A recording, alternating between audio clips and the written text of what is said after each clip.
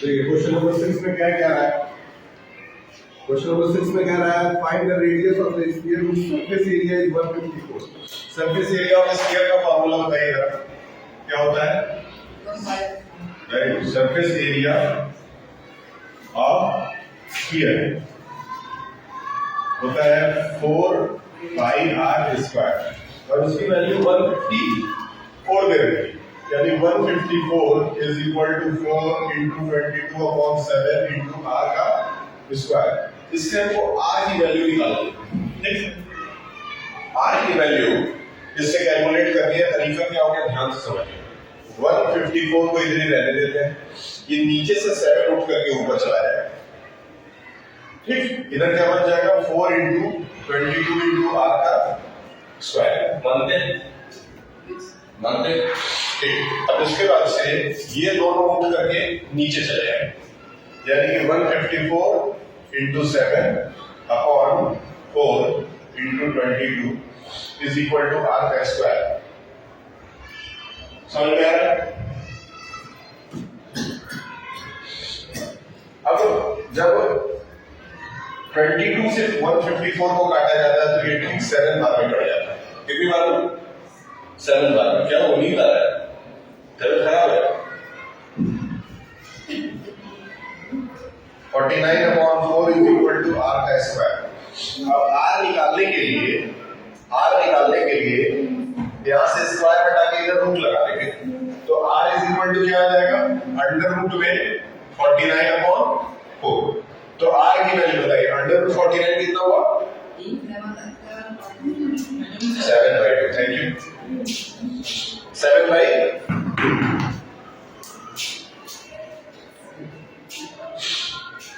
थोड़ा जल्दी जल्दी इसको करेंगे ताकि आज हम लोग का ये एक्सरसाइज खत्म हो जाए।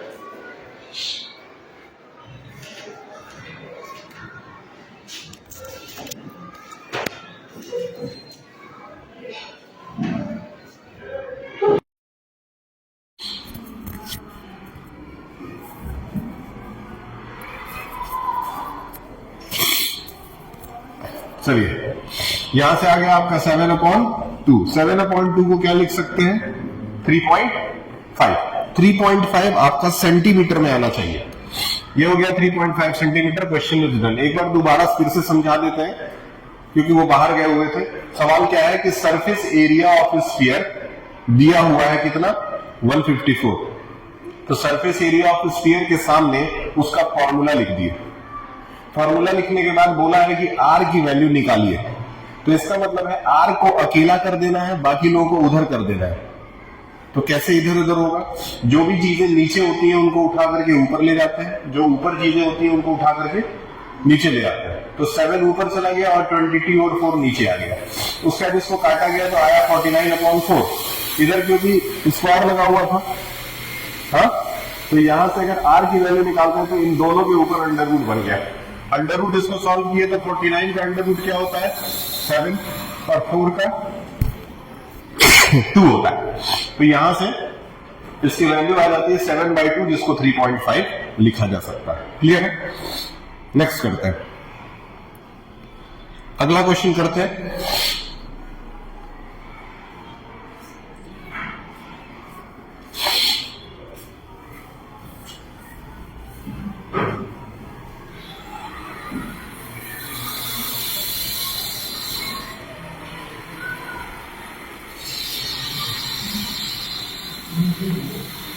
Question number 7।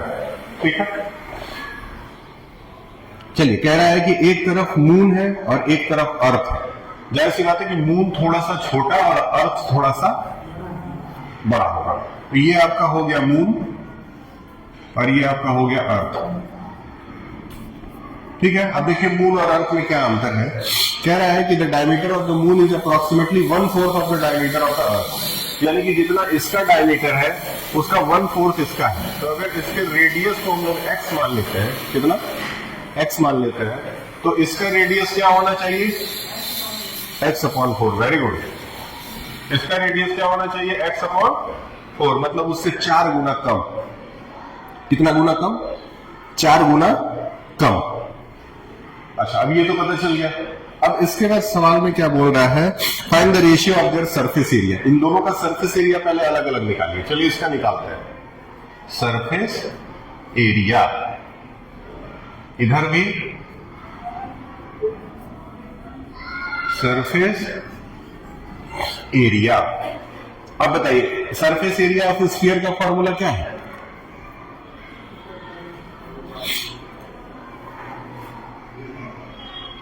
दिख रहा है? या तो सो ही जाओ या तो जगे ही रहो, दोनों में से एक काम करो, बीच वाला काम मत करो। सोना है सो जाओ, शाम को वीडियो पे देख लेना। क्लियर है? 4 पाई आर स्क्वायर, और इधर भी हो जाएगा 4 पाई आर स्क्वायर, होना चाहिए। अच्छा ये देखो 4 पाई और 4 पाई तो दोनों तरफ सेम सेम है, कट जाएगा। लेकिन आर स्क्वायर हम नहीं काटेंगे क्योंकि दोनों का आर अलग अलग है। ठीक, तो इसका आर कितना है? x अपॉन 4 का स्क्वायर, जबकि इसका आर कितना है? x का स्क्वायर। मानते हैं? तो इसको देखते हैं, ये हो जाता है x अपॉन 16 और इधर हो जाता है x का स्क्वायर। मानते हैं? सही है। x स्क्वायर से x स्क्वायर क्या कर सकते हैं? काट सकते हैं। यहाँ पे कुछ नहीं है तो 1 बचेगा, यहाँ पे कुछ नहीं है तो 1 बचेगा, है ना? तो ये ऊपर चला जाएगा तो आ जाएगा 1:16, या फिर आप लिख सकते हैं 16:1। दोनों में से कोई एक लिख दीजिएगा। अगर छोटे से एक तरफ छोटा रखें, एक तरफ बड़ा रखें। अगर बोलता है कि बड़े से छोटे का दिखाना है तो 16 पहले आ जाएगा, 1 बाद में आ जाएगा, लेकिन आपकी गलती नहीं होगी।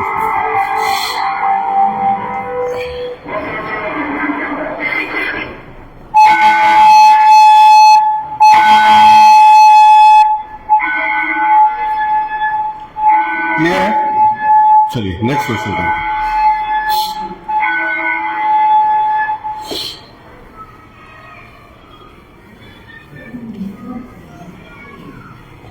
अब इसके बाद आपका आ जाता है क्वेश्चन नंबर 8।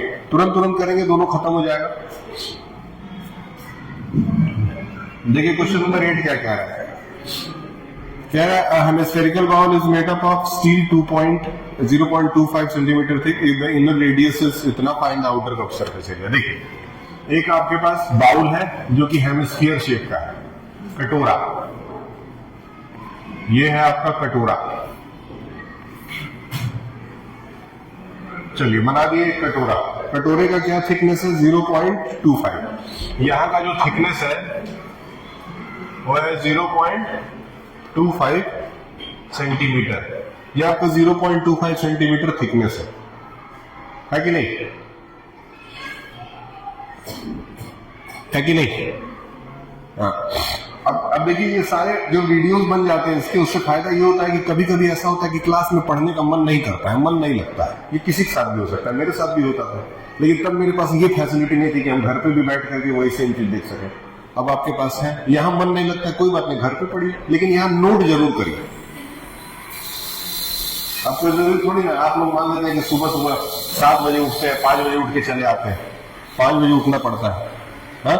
अब मैं सीधे 4th पीरियड में आता हूं, लेकिन मैं भी सुबह 6 बजे से लगातार पढ़ा के ही आता हूं। चलिए कोई बात नहीं, होता है। लड़कों की जिंदगी में ज्यादा स्ट्रगल होता है, लड़कियों की जिंदगी में बहुत कम होता है। ठीक, तो इसका अंदर का जो रेडियस है वो क्या है? 5 सेंटीमीटर। अब बताइए कि अंदर का रेडियस और बाहर का रेडियस जोड़ दिया जाए तो टोटल कितना आएगा? हाँ? 5.25। तो इसीलिए कैपिटल बड़ा आर हम ले लेंगे 5.25 और छोटा वाला आर क्या आ जाएगा? 0.25। सही है? क्लियर है? अच्छा, अब इसके बाद बोला है कि इसका आउटर सरफेस एरिया निकालिए। आउटर सरफेस एरिया तो यही है ना, तो आउटर सरफेस एरिया का फॉर्मूला बताइए। आउटर सरफेस एरिया का फॉर्मूला 2 पाई आर स्क्वायर लगाए, लगेगा ना?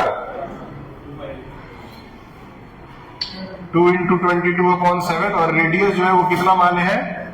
5.25। ठीक है, इसको इतना नोट करके आप घर पे ले जाइए, इसको सॉल्व करके आंसर निकाल लीजिएगा। मुझे एक सवाल और कराना है तो थोड़ा समय कम है।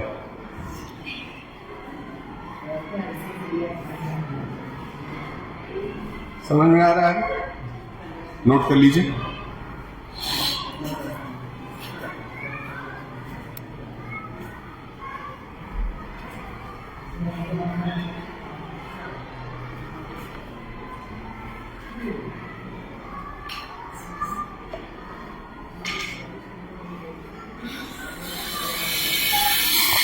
ठीक, चलिए फटाफट अगला क्वेश्चन करते हैं, यही नीचे कर लेते हैं।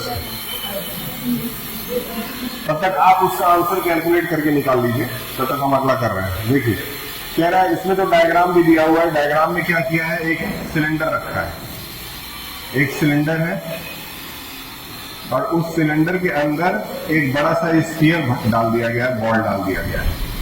इस तरीके से क्या कह रहा है कि इस सिलेंडर का जो रेडियस है वो the right circular cylinder enclose the shape of radius R. अच्छा, इसका रेडियस आर है, कितना है रेडियस? अगर आर है बहुत ध्यान समझिएगा, रेडियस अगर आर है तो यहां से यहां तक आर होगा, यहां से यहां तक आर होगा, मतलब कि सिलेंडर का जो हाइट आया वो 2r हो गया और रेडियस जो है वो r हो गया। ये दो चीजें आपको दी गई है।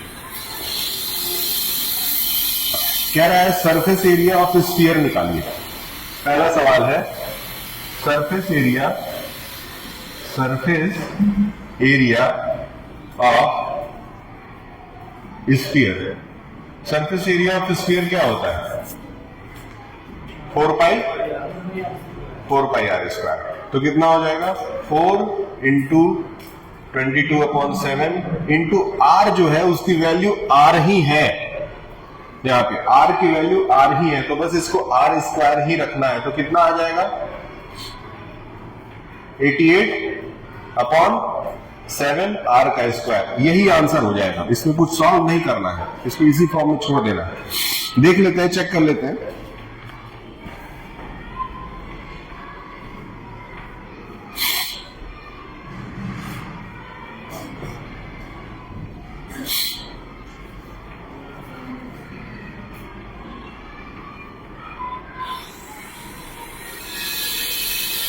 सही है, वो तो इतना भी सॉल्व नहीं किया, वो सीधे 4 पाई आर स्क्वायर लिख के छोड़ दिया है, मतलब वो इतना ही डायरेक्ट लिख के छोड़ दिया है, उसको वैल्यू भी नहीं रखा है। लेकिन आप फाइनली यहां तक कर लेंगे, ज्यादा सही रहेगा। दूसरे में कह रहा है curve surface area of cylinder निकालिए। जरा बताइए curve surface area of cylinder का formula. Curve surface area of cylinder क्या है? 2 पाई आर एस ले लें,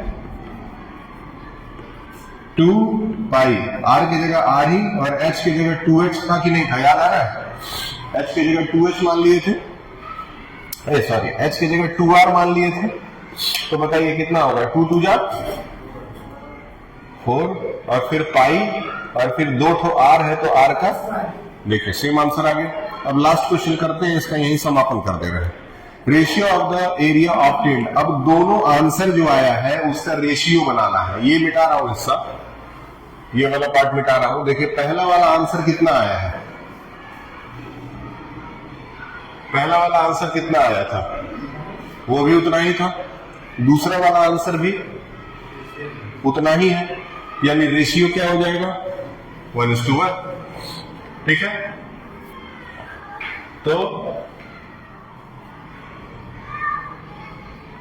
surface area of first is 2, surface area of second कितना हो जाएगा?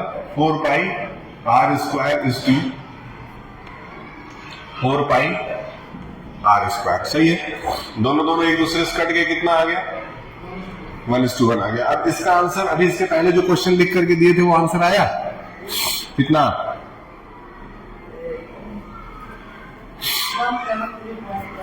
देखते हैं, 173.25 लिख लीजिए उसको, 173.25। इसके पहले वाला जो आंसर था वो आया है 173.25। ये आपका आंसर हो गया। ये एक्सरसाइज यहीं पे समाप्त होता है। इसके बाद आपका